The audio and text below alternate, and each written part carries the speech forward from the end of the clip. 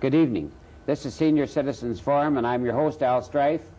This evening we're having a very historical evening, as our guest is Gerald Karwowski, and Gerald is a Racine historian and has done so much to preserve much of the history over these past years. So, Jerry, it's good to have you with us this evening, and you're all dressed for the part. Tell us a little bit about your outfit. Well, first, Al, I want to thank you for inviting me on your program again. My outfit is a 1890 style outfit, as one would say, more or less a tuxedo of today's style was very common in the 1890s. They've changed the lapels a little and a few buttonholes, but it's basically the same. What I'm decked out for, Al, is I'm the chairman or honorary chairman of the Old Settlers Society for the Union Grove Sesquicentennial. And all year long now they're having all types of festivities and pageants and parades and things out in Union Grove. And one of the highlights was the Old Settlers Picnic, July 17th, and that was a reenactment of an Old Settlers Picnic out in Union Grove, which thousands of people came to, and thousands of people years ago. There was 10,000 people would show up for that picnic. Imagine. They come out in train loads from Burlington and come out in train loads from Racine and all gather in Union Grove at Old Settlers Park to honor the pioneers of Racine County. And of course, the Old Settlers Park is now the site of the fairgrounds. Yes, it is. It's an interesting story, Al. Back in March 14th of 1870, there was a meeting held at the Racine County Courthouse, and that meeting was held to put together an Old Settlers Society in Racine County. These were very common in other counties and other states. And there was a gathering of people, and it was decided that they would start an Old Settlers Society. Well, that society went on, and they had picnics throughout the county. They had one in Rochester at the Hoyt Farm in 1880. They had one out at Franksville in 1879. In the 1880s, they had them out in Union Grove, but they went around just like the dairy breakfast now. At different farms, they would have their meetings.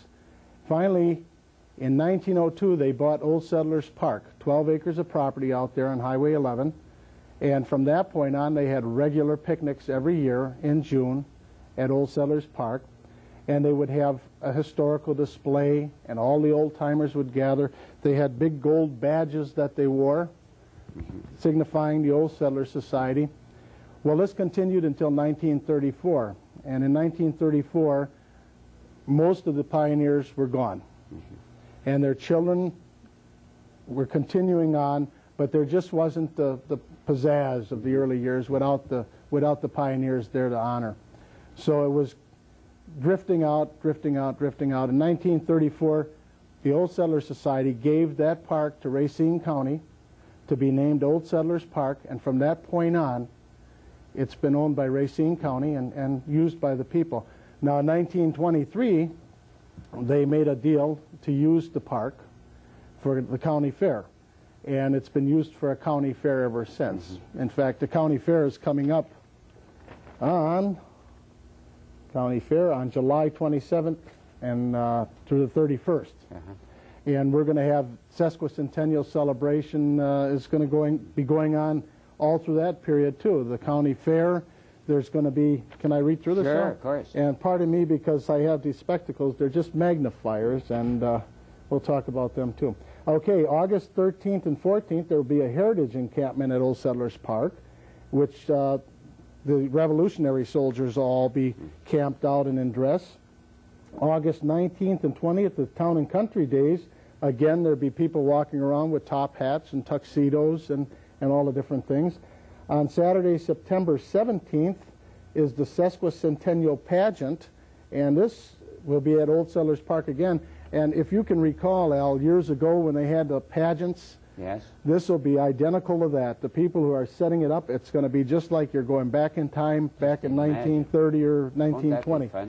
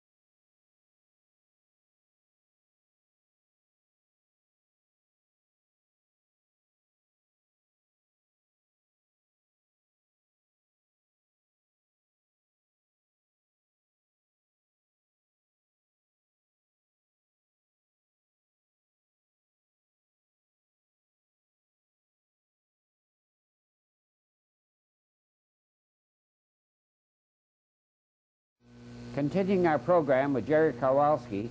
And Jerry is a Racine County and City historian, and it's good to have you with us, Jerry. And now we're going to have a show and tell. And Jerry will show pictures of the various places of Racine, and then you guess who they are. In the meantime, I'll also be guessing, so I'll mention what these places are as we go through. And if I don't know them, then Jerry will have to tell us what the particular slide or picture is about. So, Jerry, on with the show. Okay, Al. First, we'll show you the Henry Durand House, built in 1857, a beautiful monument of the past. It's still the Masonic Temple. It's for sale. It's a lovely Italianate home. I'll show you a few slides of homes throughout the city. Here's the Blake House restoration. That's on Main Street, 936 Main. Each year they do something to restore this building. The Keeneman home, a beautiful Greek Revival home, also on Main Street. It was on the National Register in the 1930s already. This home is the Jackson I. Case home. It still survives on Main Street. However, it doesn't look like this. Take a very close look at it. This is the home today. Oh, my. Okay, now this is the show and tell part, Al. Now you're going to have to look at this, and the viewers will have to look at this, and tell me what this is. Well, I kind of think maybe, Jerry, this might be the Johnson Tower. Well, let's see. Well, see how easy it was? That was right. Okay. They'll get a little harder, Al. It's not going to be that easy. How about this one, Al? Well, I think that's the old fire station on the Racine Street, 16th No. Racine. Nope. It's the clock tower at Horlick's Malted Milk. Oh, my goodness, look at that. On Northwestern Avenue. Yeah. Do many people have the same accent that I had, Jerry, on that particular Sure. picture? Very common. How about this one, Al? Well, that might be down right off Main Street by the new apartments. No, it isn't, Al. It's at the Johnson Homestead. Oh, look at that. On Wisconsin Avenue and 18th Street, or just before DeKalb. This is the Gardens, and then the Johnson House. This was Samuel Johnson's first house that he bought. How about this one, Al? Well, there you have me stumped. It isn't St. Luke's Church. How about the viewers? Come on. What do you think it is? Most people say St. Luke's Church. But it's just a commercial building at Junction and 14th Street by the O.T.P. Wigley. How about this one, Al? Well, that might be the redone shoot building. No, it's the Masonic Temple, and that was done in Egyptian Revival. This is the Wisconsin Avenue side. Everyone should know this one. Well, if I were to see this, Jerry, I would say this is someplace in Greece. No. A lot of people would think it's Memorial Hall or the courthouse, but it's the old Granada Theater. Oh, look at that. Look at that. Isn't that something? On Charles Street. Now, is that on the Preservation Racine? Is this a building that's no. marked? No, it's not a landmark building. It isn't a landmark building. How about this one? I honestly wouldn't know. It's the Cultural Center, one of the cultural centers of Racine, Worcester Museum. Oh. Cupola. And is that the cupola on the top? Yeah, this is the James Walker House. And he was the original farmer there. How about this fella? I don't think I've ever seen him. Well, he's at Charles Street in Douglas, the Tin Man. He's been sitting up there for years watching over the traffic on Douglas Avenue. Charles Street and Douglas. Charles and Douglas. It was the Joe Vasic Tin Shop. It once had a clock and his eyes lit up, and just a little trinket from the past. Oh, isn't that something? How about this fella? Well, I think he's out in Douglas Avenue, too. He's on Douglas Avenue. That's Carl Jonas. Oh, look at him. And was he a German? No, he was a Bohemian. A very colorful Bohemian leader, and he founded the first Bohemian newspaper in the United States. How about this gal? Most people say the Shoup Building. Yeah. No. No, it isn't on the Shoup Building. No. It's over the doorway of City Hall. Oh, over the doorway, and we never look at it. Nope. We take it for granted. Here's a nice leaded glass window, stained glass leaded window. Is that a building out on Taylor Avenue? You betcha, Al. It's the Joshua Pierce Farmhouse. Yeah, that I go by. So Corner of Pierce Boulevard and Taylor Avenue. I've always been so fascinated with that building. It's really unique. The building was built sometime around 1858, 1860, and it's amazing that just a regular farmer would build such a dynamic home. And that's apartments, though. Yes. How about this one, Al? See, you have to look, when you walk down Main Street, you have to look closely to these houses, or throughout the community when you find an old house that has a little charm. Yeah. Those lion heads are all on the top of the VFW hall. And if you look on the right-hand side, them little white dots up on the roof line, those are lion heads. Those are lion heads. And that was the home of Henry Wallace. Henry Wallace. And, well, this was the home that Gilbert Knapp died in. Gilbert Knapp died in. Back in 1887, the founder of Racine. Was he living there at that time? Yes. Well, he was a guest. How about this guy, Al? You should know him. This should be an easy one. Well, it should be, but I'm stumped with him. No, it's not Gilbert Knapp. No. The soldier on top of the monument. The soldier on top of the monument. July 4th, 1884, they placed the monument, and from that point on, that became known as Monument Square. Monument Square. A very beautiful spot in the city. It used to be Haymarket Square, I think. Yes. How about this one, Al? Well, that's an old fire station someplace, but I don't know. It's not an old fire station. No. I hope the viewers are guessing. I hope they're guessing, too. It's the zoo. The zoo building. Oh, look at that. How about this one, Al? This is kind of hard when you go to the front door of somebody's house, but the old firebox there, see the firebox on the wall? Well, this and that was an original firebox. That must be around DeKoven. No, it's not by DeKoven. Actually, it's on Center Street. Oh, look at that. Right across from the police station. And the old firebox is still there? It's still there. This is the Frederick Heck House. Oh. And it was built by a brewer back in the 1840s. Now, is this a long, narrow house? Yeah, it would be a long, narrow house. This one should be easy. 12th and Main. But look at the detail. Most people don't notice that fine detail. And I'll show you the house, because actually when you look at the house, you're overwhelmed by its beauty. Look at that. And you don't look at the simple details. Yeah. That's they call that the Murphy House now. Right, Olin Murphy House. This should be easy. That is easy. That's Memorial Hall. That I look at often. Yeah. Memorial Hall. Memorial Hall. And that was built right after the First World War, wasn't it? It was built in the 20s, about 1926. Still a beautiful building. How about this one, Al? Well, that's at St. Luke's. I think that's at DeKoven. Yes, it is. It's the chapel at DeKoven. Beautiful. The Racine College, the first buildings were built in 1852 and added on, and I don't think there's anything after 1910 on the property. Just the most gorgeous set of buildings in the city. Well, hopefully that can be preserved forever. They're working on it. Yeah, and that How about this fella, Al? Looks like Neptune. Yeah. You should have seen this one. Oh, I wish I knew that. I don't, Jerry. It's on the office building of the Dr. Shoup building. Dr. Shoup building. Oh, and it's look at that. The center window. And you can see there's mercury on either side. Yeah, oh, isn't that something? Built in 1902, and it's been restored considerably from this photograph. Oh, it has been. What a marvelous job they've done. Now how about this one? Now that's a fire station. That's not the fire station, Al. What do you think it is? Have you any other ideas? Well, maybe it's out in the Horlick, around Horlick area. No, it looks like the architecture, but it isn't. Oh, the Pabst that's Castle. A Pabst Castle. That's a tavern. Yeah. That's the Pabst breweries used to put these up. Right, on 16th Street. Yeah. And we're sorry, Jerry, but this is the last one we can show. We're going to have a break. Now, where was this?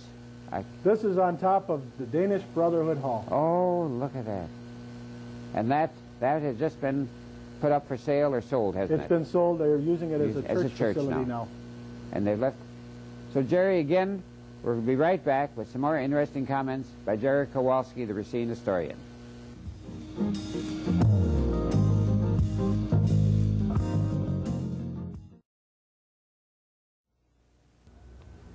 Our guest this evening is Gerald Karwowski, a Racine historian, and I'm sure you enjoyed the beautiful slides that Jerry said, and I wonder just how many of those you picked out. I missed a lot of them, but just imagine the beauty we have in Racine and the efforts that's being made to preserve some of them. So, Jerry, as far as you're concerned, are you happy with what's going on as far as the preservation? Well, I'll tell you, Al, with the lighthouse out there in the harbor, yeah, it would have been a crime, a total crime, if they tore that artifact down. That's right. Because of a brand new harbor. You know, when you have a nice antique, it fits nicely with new furniture. That's right. And I'm so glad that Les Aspen kicked in and Dennis Cornwolf and Jim Rooney jumped on the bandwagon to preserve that lighthouse. That lighthouse. It didn't seem like anybody else was that interested, and it's a shame. It almost went down, didn't it? It almost did. And, you know, we have the depot is having problems now, too. The problem with the depot is they have that post office building, which is very ugly, and it blocks the beauty of it. That's right. When that building was built, there was a beautiful park-like sitting there, bushes, shrubs, gardens and benches. The building was beautiful, aesthetically beautiful. Then in the 40s, when they built that ugly building in there, it blocked that all off. So now it's aesthetically ugly, and unless you remove that post office building and some of the tenement homes that are in the area, it's not going to be aesthetically beautiful. No, it won't be. So there's a real problem there because of the size and the cost involved. And now, as far as you have many postal cards and things, Jerry, which I wish we're going to have to make another program of the postal cards, Jerry, because just those alone would be worth the program. I'd like to put together a slide program sometime on the postal cards. Just on the postal cards. And just call it, you know, Colorful Racine. Well, we'll do that, Jerry, because this program this evening has been so interesting, and the half hour we had to do it was just not long enough. I want to thank you very much, Jerry, for coming and sharing of your expertise and your knowledge of Racine and Racine County. And we thank God for people like you that are really making all these efforts to preserve these things, because I always say in Racine, there's more beautiful things been destroyed that will ever be brought back again. For instance, the old Venetian Theater. It was a crime to destroy that. And with the development of the harbor, wouldn't that have made a wonderful civic center? So again, Jerry, thank you very much for coming this evening and sharing of your beautiful pictures and all. And as we always say in Senior Citizens Forum, be good to one another, have a nice evening, and we'll see you next week at this very same time with another interesting program. And so again, thank you, Jerry Karwowski. Thank you, Al. And thank you very much.